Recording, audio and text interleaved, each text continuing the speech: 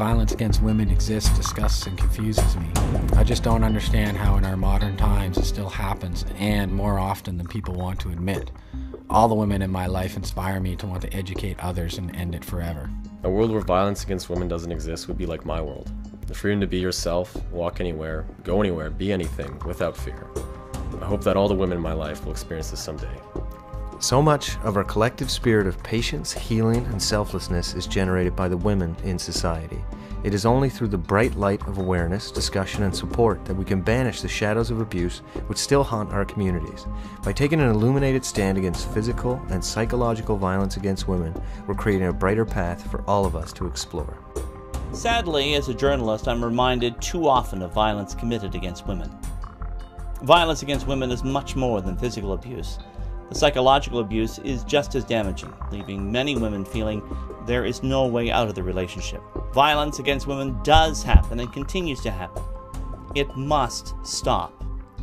Let us stand together with the women in our lives, mothers, sisters, partners, and friends, and say no to violence.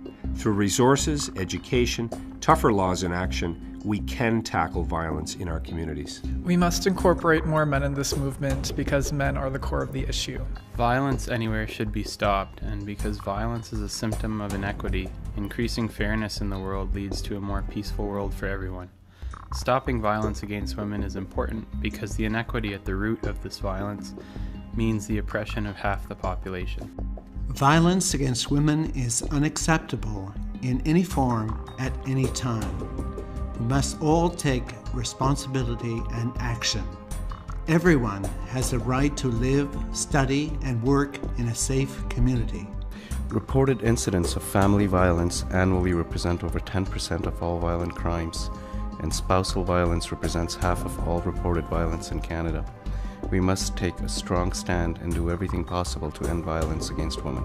There are more than 580 missing or murdered Aboriginal women in Canada, and both Amnesty International and the United Nations have called on the Canadian government to take action on this issue without success. So I guess it's up to you and me.